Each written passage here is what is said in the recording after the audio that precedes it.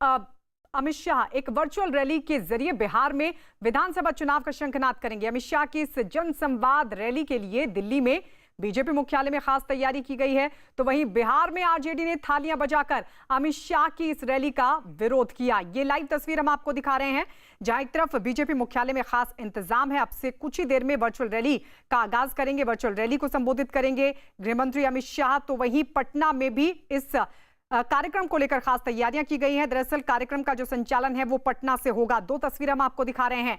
ये virtual rally यानी ये पहली वर्चुअल रैली होने जा रही है। ये डिजिटल के माध्यम से अब तक का ये पहला कार्यक्रम होगा इस तरीके का।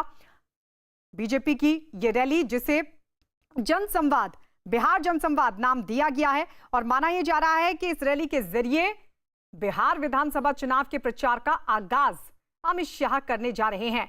तो वहीं आरजेडी की तरफ से भी इसका विरोध शुरू हो गया है।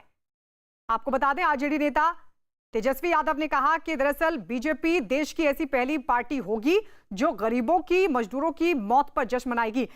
लेकिन इस रैली को लेकर क्या तैयारियां, हम सीधे रुख कर लेते हैं बीजेपी मुख्यालय। हमारे सहयोगी नीरज कुमार हमारे साथ इस वक्त वहां से जुड़ गए हैं। नीरज, वहां क्या तैयारी और कितनी देर में रैली को संबोधित करेंगे अमित शाह? देखिए, अब से चंद मिनटों पहले गृह मंत्री अमित शाह इस रैली के लिए पहुंच गए और अंदर वर्चुअल रैली के लिए तमाम तैयारियां की गई है। जिस तरह का मंच होता है आमतौर पे रैली का, उस तरह का मंच नहीं है, लेकिन एक बड़े हॉल में मंच बनाया गया जिसमें कुर्सियां भी रखी गई हैं, जिसमें सामाजिक दूरी का पालन किया गया, तमाम जो स्वास्थ्य प्रोटोकॉल है उनका पालन किया गया। मंच पे भी जो 5-6 कुर्सियां रखी गई हैं उसमें भी दूरी रखी गई है ताकि लोग आसपास न बैठे। तो ये तैयारियां वर्चुअल रैली की। तो कहीं ना कहीं बिहार का चुनाव जो कि अक्टूबर-नवंबर में संभावित है और वो प्रस्तावित भी है, उससे पहले भारतीय जनता पार्टी की तरफ से एक महत्वपूर्ण रैली है। और 1 साल के मोदी सरकार के दूसरे कार्यकाल की उपलब्धियां तो गिनाएंगे ही, लेकिन बिहार से जुड़े मुद्दे को कैसे एड्रेस करते हैं ये देखना महत्वपूर्ण होगा, क्योंकि बिहार के 72,000 बूथ पर बीजेपी कार्यकर्ताओं को संबोधित कर रहे हैं और बीजेपी के कार्यकर्ताओं ने भी जन जन तक पहुंचने की कोशिश की है इस रैली के लिए। लेकिन देखना होगा कि किन मुद्दों को एड्रेस करते, क्योंकि माइग्रेंट वर्कर्स का जो एक मुद्दा है, बिल्कुल नीरज आएंगे आपके पास। देखना होगा अमित शाह किन मुद्दों को एड्रेस करते हैं, किन मुद्दों को उठाते हैं। वहां पहुंच चुके हैं और वहां से रैली को संबोधित करेंगे। नीरज आएंगे आपके पास पटना, जहां कार्यक्रम का संचालन होगा। आनंद अमृत राज हमारे सहयोगी भी वहां से जुड़ गए हैं। आनंद, वहां पर क्या तैयारियां हैं इस कार्यक्रम को लेकर, और वहां किस तरीके से रैली के साथ जो तमाम कार्यकर्ता हैं बिहार के वो जुड़ेंगे? देखिए, कहते हैं हम सीधी तस्वीर आपको दिखाते हैं कि बीजेपी कार्यालय के अंदर एक मंच बनाया गया है, जो अमूमन जब कोई चुनाव प्रचार होता है जिस तरीके से मंच बनाया है, उसी तरीके से मंच बनाया गया। आप देख सकते हैं कि सुशील मोदी, जो संजय जायसवाल बीजेपी के प्रदेश प्रभारी हैं, प्रदेश अध्यक्ष है, वो भी मौजूद हैं। भूपेंद्र यादव प्रदेश प्रभारी बीजेपी के, वो भी मौजूद हैं। तो बिहार बीजेपी के जो तमाम बड़े नेता हैं वहाँ पर पहुँचे हुए हैं मंच पे, और 2 LED लगाया गया है, जो कुछ देर के बाद जब अमित शाह संबोधित करेंगे तो उस LED पे उनका प्रसारण होगा। इसके अलावा मैं आपको बता दूं कि बिहार में 72,000 बूथों पर LED लगाया गया है और तमाम बूथों पर टारगेट दिया गया कि 3 से 4,000 हर बूथ पर लोग एकत्रित हो, यानी कि एक बड़ा टारगेट है बीजेपी का। वर्चुअल रैली के बहाने बीजेपी अपने कार्यकर्ताओं को उत्साहित करना चाहती है, लोगों से जुड़ना चाहती है, और यही वजह है कि वर्चुअल रैली के माध्यम से बीजेपी ने एक तरीके से बिहार में आज चुनावी शंखनाद कर दिया है, जिसकी तैयारी इस वक्त हम आपको तस्वीर दिखा रहे हैं के अंदर का, जहाँ पे कुछ चुनिंदा लोगों को बैठाया गया है जो कार्यकर्ता हैं बीजेपी के, और सोशल डिस्टेंसिंग का खास ख्याल रखा गया है। तो ये तस्वीर बीजेपी कार्यालय के अंदर का है, और इस वर्चुअल रैली को जनसंवाद का भी नाम दिया गया है, यानी कि आज से वर्चुअल रैली के बहाने बीजेपी ने। ठीक है आनंद अमृत, हम आपके पास आएंगे। तो 2 तस्वीरें हमने आपको दिखाई, एक बीजेपी मुख्यालय की जहां पर अमित शाह पहुंच चुके हैं, रैली को संबोधित करेंगे, और दूसरी तरफ हमने आपको पटना की तस्वीर दिखाई जहां पर जो बिहार के बड़े नेता हैं वो वहां पर मौजूद हैं मंच पर, और 72,000 जो स्क्रीन हैं वो लगाई गई हैं ताकि कार्यकर्ता उस रैली के साथ जुड़ सकें, और 2 लाख लोग जो हैं वो इस भाषण को, इस रैली को सुनेंगे। इस तरह का दावा बीजेपी की तरफ से किया जा रहा है। लेकिन इस बीच आरजेडी की तरफ से भी विरोध हो रहा है। चर्चा के लिए हमारे साथ कुछ खास मेहमान जुड़ चुके हैं। नवल किशोर, जो कि आरजेडी के प्रवक्ता हैं, वो हमारे साथ हैं, और राजीव रंजन जेडीयू से हमारे साथ जुड़ गए हैं। सबसे पहले नवल किशोर जी, आपके पास, बीजेपी अगर रैली कर रही है तो आरजेडी का विरोध क्या है? देखिए, सबसे बड़ी बात है कि ये समय जो है वो महामारी संकट का है, और इसमें जो एक्चुअल इश्यूज है वो ये है कि मजदूरों को भूख का समाधान क्यों नहीं मिल पा रहा है। जो करीब 10 करोड़ लोग बेरोजगार हुए हैं उसके विषय में बीजेपी की चिंता क्या है।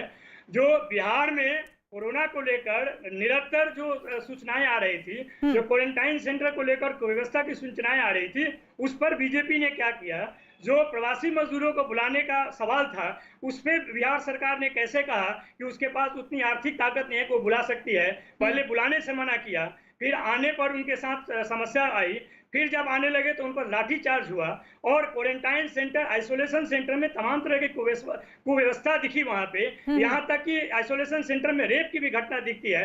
इन सब मुद्दों पे जो कि एक्चुअल सवाल है, एक्चुअल सवाल से भटकाने के लिए ये जो वर्चुअल रैली है बीजेपी का, उसका हम प्रतिकार करते हैं। और यह इसलिए भी करते हैं कि जो बिहार के गरीब हैं, जो बिहार के मजदूर हैं, बिहार के जो रेहड़ी पटरी वाले लोग हैं, बिहार के किसान हैं, बिहार के बेरोजगार नौजवान हैं, उनके मुद्दों को से ध्यान भटकाने के लिए जो बीजेपी इस तरह का कार्यक्रम कर रही है और इस कार्यक्रम पे लगभग 1.5 करोड़ रुपया खर्च कर रही है, 144 करोड़ रुपया खर्च कर रही है, 72,000 LED स्क्रीन लगाए जा रहे हैं जिसका खर्च 150 करोड़ है। इतना खर्च जब वो चुनावी संवाद पे कर सकती है तो वहाँ के स्थानीय मुद्दों को लेकर, वहाँ के शिक्षा में जो बदहाली है, स्वास्थ्य में बदहाली है, स्वास्थ्य में खासकर क्योंकि कोरोना संकट के दौरान ये पूरी तरह से लोगों को संकट झेलना पड़ा है और बिहार सरकार पूरी तरह से असफल दिखी है, जिसमें कि बिहार सरकार में भाजपा भी है, जेडीयू भी है, भाजपा सेंट्रल में भी है, जो ठीक है नवल किशोर, के काम किए यानी आपका आरोप है कि इस वक्त ये रैली नहीं होनी चाहिए, मुद्दों को भटकाने की कोशिश है इस कार्यक्रम के जरिए। राजीव रंजन, मैं आपके पास आना चाहूंगी क्योंकि कुछ पोस्टर्स भी आरजेडी के खिलाफ लगाए गए थे जिसमें आरजेडी के खिलाफ मोर्चा खोला गया, हमला बोला गया और कहा यह जा रहा है कि जेडीयू की तरफ से ये पोस्टर्स लगाए गए हैं। लेकिन जो बड़ा आरोप आरजेडी लगा रही है, तेजस्वी यादव बोल रहे थे कि ये पहला ऐसा कार्यक्रम होगा, ये पहली ऐसी पार्टी है बीजेपी जो मजदूरों और गरीबों की मौत पर जश्न मनाएगी। इस पर आप किस तरीके से रिस्पॉन्ड करेंगे? देखिए, सबसे पहले तो अभी मैं सुन रहा था नवल किशोर जी को, 20,000 करोड़ रुपए बिहार में इस कोरोना संकट पर राज्य सरकार ने खर्च किए। आप सुनने में दिक्कत ना करें, 20,000 LED की बात की मैंने, 72,000 LED की बात की। अरे अब आप सुन लीजिए ना, मैं पूरी दूसरी बात कह रहा हूं। मैंने सुनिए नवल किशोर जी, रेफर किया, अब सुन लीजिए, अब आप पूरी बात समझिएगा तब फिर बोलिए राजीव जी बोलिए। मैंने ये कहा कि 20,000 करोड़ रुपए प्रवासियों के और बिहार में कोरोना संक्रमण से निपटने में राज्य सरकार ने खर्च किए। बिहार आने वाले हर प्रवासी मजदूर को 5300 रुपए उन्हें घर पहुंचने तक उन पर राज्य सरकार ने व्यय किया है और जो स्किल्स मैपिंग के जरिए रोजगार देने का जो एक लक्ष्य है उस दिशा में भी राज्य सरकार बढ़ रही है। अब दूसरी तरफ देख लीजिए राजद की बात, ये प्रवासी मजदूरों की चिंता कर रहे हैं, लेकिन अभी गोपालगंज मार्च के जरिए पिछले 15 सालों में आपने क्या एक मिनट नवल किशोर जी, राजीव रंजन, नवल किशोर जी, राजीव रंजन, एक बार सुन लेते हैं कि तेजस्वी यादव ने कहा क्या है। उन्होंने इस रैली का विरोध करते हुए पहले तो थाली बजाकर विरोध किया और किस तरीके से तेजस्वी यादव ने इस रैली को लेकर सवाल उठाए, जरा सुनिए।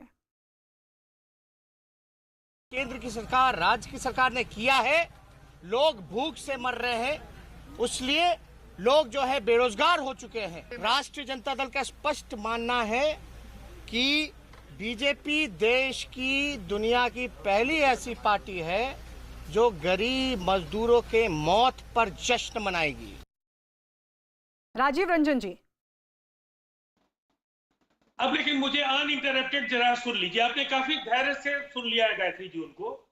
अब देखिए, एक तरफ नीतीश कुमार एक परफॉर्मर चीफ मिनिस्टर जिन्होंने 15 वर्षों में बिहार में डिलीवर किया, दूसरी तरफ ये मजदूरों की बात कर रहे हैं, ये पिछड़ों की, अकलियतों की, दलितों की बात करते हैं और एक 118 नरसंहार इनके कार्यकाल में हुए, जातीय हिंसा, मजबूर क्यों हुए, बड़े पैमाने पर बिहार में पलायन हुआ और इन्हें शर्म भी नहीं से पलायन करने के लिए इन्होंने शर्म को भी खो दिया। पहले नवल किशोर की आपको मैंने सुना, राजीव रंजन जी, आप केवल झूठ ही बोलेंगे, एक बात का जवाब दीजिए ना, 15 साल में कौन सी फैक्ट्री लगाया? ठीक है, 15 साल में कितने को रोजगार दिया आपने? नवल किशोर जी, कितने मजदूर बाहर? नवल किशोर जी, राजीव रंजन जी, उखाड़ देकर अगर 22 सीटों की पार्टी बढ़कर 10 बार को बनाएगी तो उसकी वजह यही है कि आपकी संस्कृति और आदत, आपकी पहचान और आदत, आपकी संस्कृति है। राजीव रंजन जी, तेजस्वी जो बोल रहे हैं, राजीव रंजन जी, सरकारों के एक मिनट नवल किशोर जी, एक मिनट रुक जाइए। नवल किशोर जी, राजीव रंजन जी, एक मिनट, आज बिहार में एक मिनट, राजीव रंजन जी, राज्य सरकार राजीव ने रंजन, निस्संदेह बड़ा काम किया है। राजीव रंजन, और ताली और छाती पीटने से बिहार की जनता को गुमराह नहीं कर पाइए। राजीव रंजन, एक मिनट, नवल किशोर जी, नवल किशोर जी, राजीव रंजन जी, एक मिनट, दोनों रुक जाइए, एक मिनट, दोनों रुक जाइए। मेरा सवाल ये कि तेजस्वी यादव जो बोल रहे हैं वो कह रहे हैं कि जो मौजूदा वक्त है, जो लोग हैं भुखमरी से मर रहे हैं, बेरोजगार हो चुके हैं, और ऐसे में अगर ये कार्यक्रम किया जा रहा है तो ये मौत पर जश्न मनाने की कोशिश है। मैं इस पर आपसे जानना चाह रही हूं, आप किस तरीके से देख रहे हैं इस आरोप को? देखिए, सबसे पहले गायत्री जी, तेजस्वी यादव से भी तो पूछ लीजिए कि गोपालगंज के पूरे प्रकरण के समय उनकी, एक मिनट नवल किशोर जी, एक सेकंड रुक जाइए। नवल किशोर जी, आपकी आवाज बंद करनी पड़ेगी फिर। संख्या में उन्होंने बाजाबता मौत की कतार की तरह लोगों को एक दूसरे पर सवार करा करके एकत्रित किया। उस समय कोरोना संकट को लेकर उनकी राय क्या थी? आज वो जश्न की बात कर रहे हैं। मजदूरों की पीड़ा में वो कहां थे, किस गोपनीय स्थान पर थे?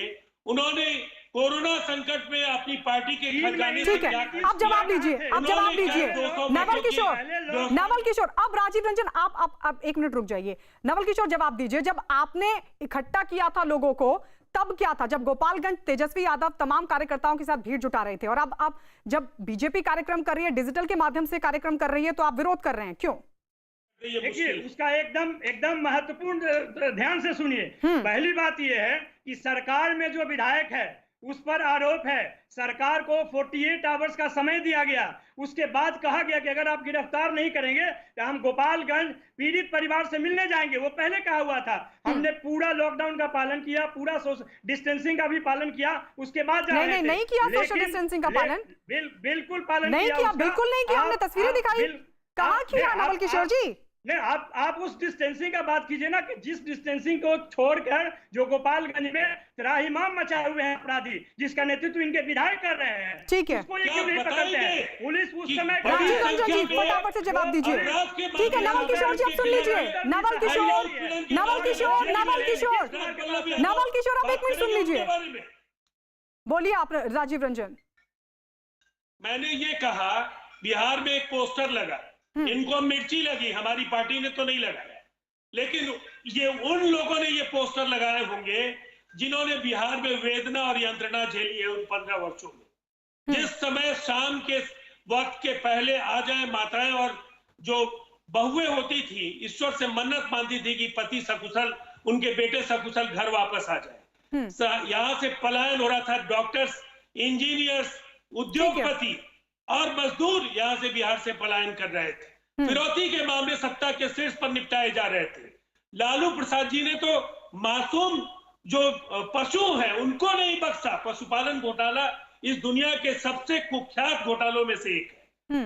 जिस शहाबुद्दीन की बात ये कर रहे हैं, शहाबुद्दीन को कौन नहीं जानता है? बाहुबली शहाबुद्दीन को। शहाबुद्दीन के सामने राज्य सरकार जल्दी से अपडेट ले लेते हैं। हमारे दो सहयोगी भी लगातार हमारे साथ जुड़े हुए हैं। बीजेपी मुख्यालय से नीरज कुमार है, पटना से आनंद अमृत। नीरज, सबसे पहले आपके पास अब कितनी देर है? अमित शाह कितनी देर में रैली को संबोधित करने वाले हैं? कोरोना वायरस या कोविड-19 से आज पूरा देश लड़ रहा है। नीरज, मुझे लगा नीरज तक आवाज नहीं पहुंच पा रही है। आनंद अमृत, वहां पर इस वक्त क्या अपडेट है? देखिए, इस वक्त मैं आपको तस्वीर दिखाने की कोशिश कर रहा हूँ कि हमारे पीछे आप देख सकती हैं कि सुशील मोदी भाषण दे रहे हैं। सुशील मोदी यहाँ पे भाषण का दौर शुरू हो चुका है। और जैसे अमूमन होता है कि जब चुनाव में जब बड़े नेता संबोधित करते हैं, उसके पहले जो तमाम उसके बाद पहले के नेता रहते हैं वो संबोधित करते हैं। तो अब कुछ देर पहले संजय जायसवाल ने संबोधित किया और अब सुशील मोदी कर रहे हैं। लोगों को इंतजार है कि कब बीजेपी के जो बड़े नेता अमित शाह जब संबोधित करेंगे तो वो उनको सुनना चाह रहे हैं तमाम नेता, लेकिन उसके पहले लगातार संबोधन का दौर जारी है। और इस वक्त जो आपको तस्वीर दिखा रहे हैं, सुशील मोदी बोल रहा है। सुशील मोदी जो बात बता रहे हैं वो साफ साफ बिहार में जो पूर्व की सरकार थी, राष्ट्रीय जनता दल की सरकार, उस पर हमला बोल रहे हैं कि 15 सालों में उन्होंने कुछ ऐसा नहीं किया जिसकी वजह से बड़ी संख्या में लोग पलायन कर गए। तो देखिए, जैसे ही बीजेपी ने वर्चुअल रैली की शुरुआत की उसके बाद, ठीक है, यानी सुशील मोदी इस वक्त बोल रहे हैं, यानी ये संकेत है कि बस अब से थोड़ी देर बाद अमित शाह रैली को संबोधित करेंगे। नीरज से फटाफट से अपडेट ले लेते हैं। नीरज, वहां पर क्या अपडेट, कितनी देर में अमित शाह बोलने वाले हैं, और क्या जानकारी मिल पा रही है कि किन किन बातों पर उनका फोकस रहेगा इस रैली में? देखिए, सबसे महत्वपूर्ण फोकस जो रहेगा मोदी सरकार के दूसरे कार्यकाल की 1 साल की जो उपलब्धियां रही हैं उस पे फोकस रहेगा, क्योंकि तमाम सरकार के मंत्री जो है कल राजनाथ सिंह महाराष्ट्र में इस तरह की एक रैली को संबोधित करेंगे। दूसरी महत्वपूर्ण बात की बिहार से जुड़े मुद्दों को भी उठाएंगे, जिसमें माइग्रेंट वर्कर का मुद्दा जो है वो भी महत्वपूर्ण रहेगा। कोरोना से कैसे सरकार ने निपटा है और बिहार में जो चुनौतियां पेश आई हैं इस मुद्दे को रख सकते हैं। और क्योंकि इसको बिहार के चुनाव से जुड़ी वर्चुअल रैली का आगाज माना जा रहा है, तो ऐसे में बिहार के मतदाताओं को एड्रेस करने वाले तमाम मुद्दों को एड्रेस गृह मंत्री अमित शाह जरूर करेंगे, इस बात की उम्मीद है। लेकिन एक नई शुरुआत है चुनाव की। और मेरा एक सवाल था नंद किशोर जी से, जो कि आरजेडी के प्रतिनिधि अभी नवल किशोर, उनसे सवाल है कि वो बार बार भारतीय माफ कीजिएगा, नवल किशोर जी से सवाल है कि वो बार बार आरजेडी ये कहती है कि इस तरह की रैली का आयोजन नहीं होना चाहिए क्योंकि कोरोना से निपटना है। सवाल ये है कि क्या आरजेडी बिहार में चुनाव चाहती है कि नहीं, वक्त पे अक्टूबर नवंबर में चुनाव चाहती है, या आने वाले दिनों में राष्ट्रपति शासन चाहती है, क्योंकि कोरोना का संकट अभी चल रहा है। इस बात को लेकर पार्टी ने अपनी स्थिति साफ नहीं की है, तो क्या उनका मत है? देखिए, मुझे लगता है कि आप मेरी बातों को नहीं समझ पाए और नहीं आरजेडी के राजनीति को समझ पाए। आरजेडी सिर्फ ये कहना चाहती है, हाँ समझा रहा हूँ, आरजेडी सिर्फ ये सवाल खड़ा करती है कि जब एक्चुअल इश्यूज पे ये सरकार पूर्ण रूपेण फेल रही है, और वो एक्चुअल इशू है प्रवासी मजदूरों का, नवल किशोर, आप समझे नहीं। नीरज ने आपसे पूछा अक्टूबर नवंबर में क्या आप चुनाव चाहते हैं या आप चाहते हैं कि राष्ट्रपति शासन लगे इस दौर में जब कोरोना महामारी लगातार मुश्किलें बढ़ा रही है देश की, जिसमें बिहार भी शामिल है। चुनाव कराने के लिए एक संस्था है जिसका नाम है चुनाव आयोग। हाँ। वो ना आपके कहने से और ना मेरे चाहने से चुनाव कराते हैं। आप क्या चाहते हैं वो तो आप रखेंगे ना अपनी बात। बिल्कुल रखेंगे। आप क्या चाहते हैं वो तो आप बताएंगे। चुनाव कराना उनका काम है और वो चुनाव कराएंगे तो हम चुनाव लड़ेंगे, उसमें कोई दिक्कत नहीं है। लेकिन जो इस समय बीजेपी अच्छा, मुझे ये बताइए आप कैसे प्रचार करेंगे? आप प्रचार कैसे करेंगे?